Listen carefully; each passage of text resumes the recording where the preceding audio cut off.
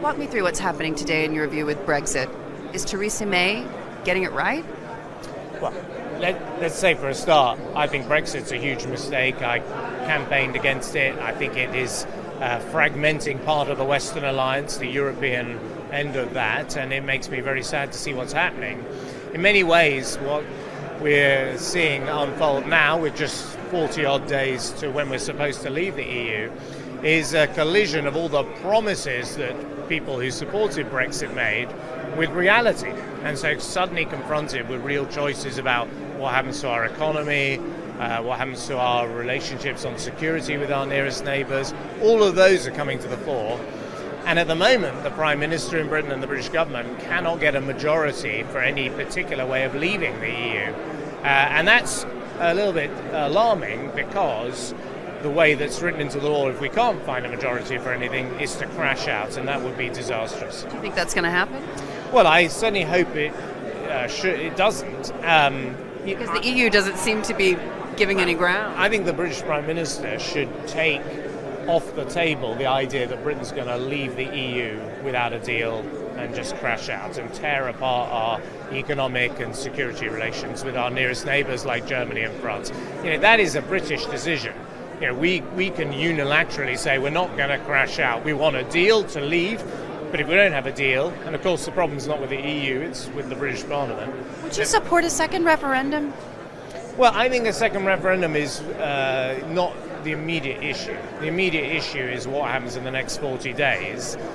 And, I've always favoured, as a first option, trying to work out a different kind of relationship with the EU, more like the Norway model, if you're getting technical about it, or a bit like what Switzerland has. These are two proud European countries that aren't part of the EU, but they are part of things like the single market and the customs union, depending on which country you look at. And that, to me, was a more sensible approach to take. It's not one that Theresa May decided to take, but it remains possibly the only way we're going to leave the EU with a deal. In other words, a much closer relationship with the EU after we leave than the British government is thinking about now.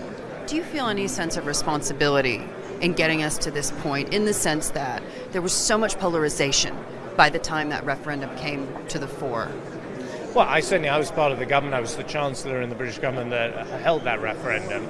Now, as it happens, and this has been documented after the event but not before, I was against having a referendum in the private inner circle of that government, but obviously I was a loyal team player and we went ahead and had that referendum. And look, if it was intended to heal the wounds on Europe, it clearly hasn't done that. I guess maybe we need a few more years to see how this exactly plays out.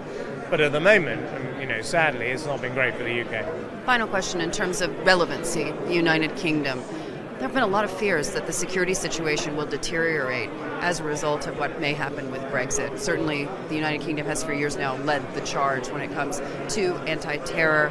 And now we have so many of these ISIS fighters coming back, or at least attempting to come back to the United Kingdom. Do you believe they should be allowed to come home? Well, I think it's a very tricky issue when they are British citizens. And there's a teenage girl who has been found in one of the refugee camps who left Britain when she was 15. She's pregnant. Her child will be a British citizen. I don't think it's possible for Britain just to say, this is all someone else's problem. We're going to leave them in some other part of the world or not allow them to enter the UK. But if they do enter the UK, then of course there needs to be a proper police investigation of their involvement in potential terrorist activity, and if there has been that involvement, then justice should act. So I think it's a bit of justice and actually a bit of compassion, which is just making people stateless is not a solution, and it's really asking other countries who've got their own set of problems to deal with our homegrown problems.